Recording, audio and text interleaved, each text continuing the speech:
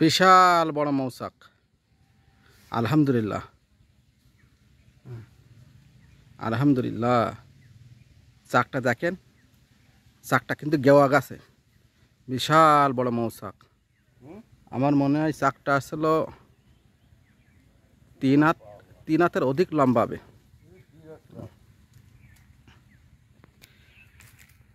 চাকটা হলো